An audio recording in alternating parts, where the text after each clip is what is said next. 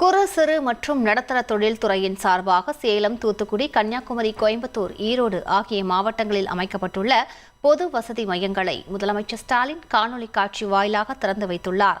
அதனை பார்க்கலாம்.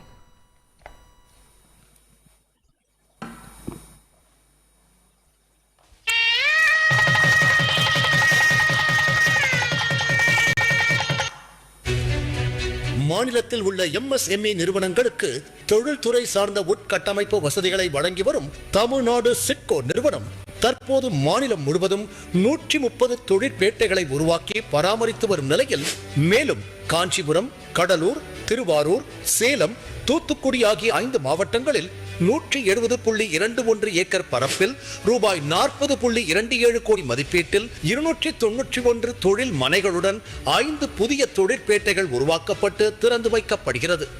சேலம் மாவட்ட வெள்ளி கொலுசு உற்பத்தியாளர்கள் பயன்பெறும் வகையில் ரூபாய் 25.34 கோடி மதிப்பீட்டில் 102 தொழிற்கூடங்கள் கொண்ட தரைத்தளம் மற்றும் 3 தளங்களுடன் அடுக்குமாடி தொழில் வளாகம் கட்டப்பட்டு திறந்து வைக்கப்படுகிறது. கோயம்புத்தூர் மாவட்ட தொழில் நிறுவனங்களில்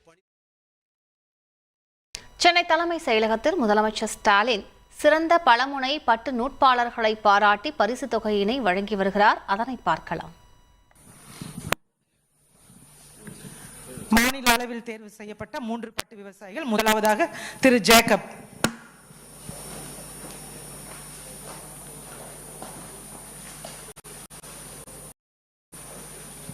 அடுத்து திரு அருள்குமரன்.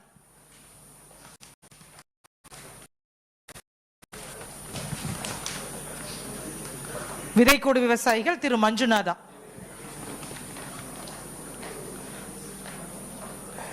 திரு நாகராஜ்.